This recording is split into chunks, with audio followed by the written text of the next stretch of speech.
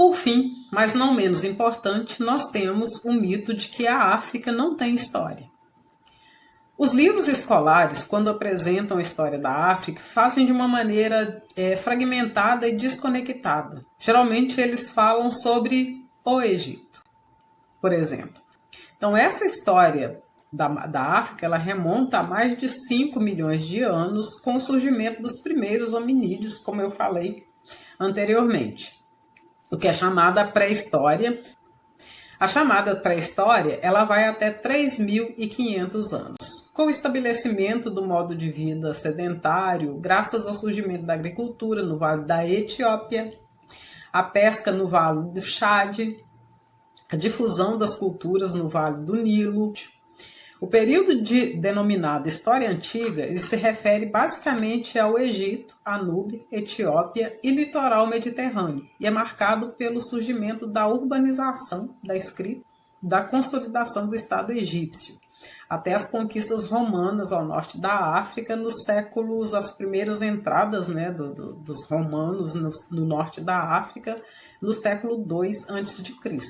Vocês veem aí no mapa como era a África pré-colonial, né? Entre 3.500 anos antes de Cristo até o século X depois de Cristo, aconteceram grandes avanços na agricultura, na urbanização, no surgimento e crescimento do comércio através do Saara, graças à introdução do camelo. As cidades-estados de Gana, Djenné, Timbuktu, Gao, Tadmeca, Takeda, estabeleceram rotas comerciais no Sahel. Lembra que eu falei daquela faixa de terra que vai desde o norte da África até ela corta, né, as franjas do Saara.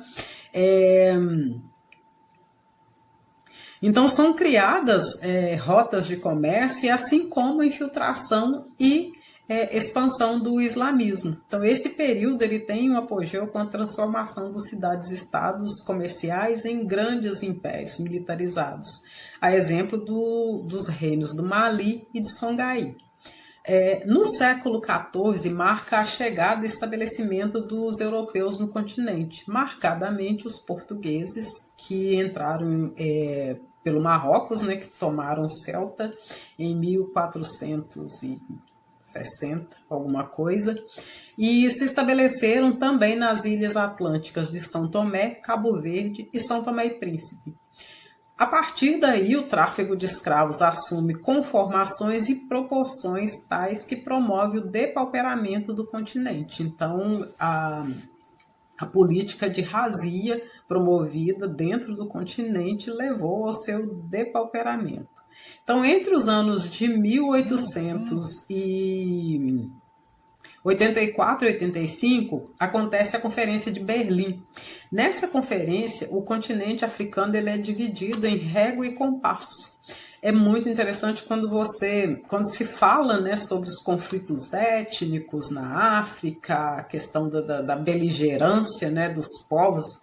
Mas se você pegar o mapa da África pré-colonial e você pegar o mapa da África depois de ter sido dividido em colônias, e isso não foi por acaso, você vai ver que territórios de um mesmo povo foi dividido às vezes entre 2, 3 países.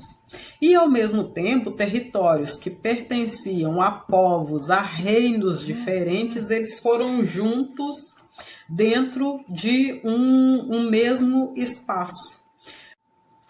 Um dos acontecimentos que a história recente traz para nós é a questão do conflito entre os Tutsi e os Hutus, que eram povos tradicionalmente rivais e que foram colocados dentro de um mesmo território em um país que foi denominado Ruanda.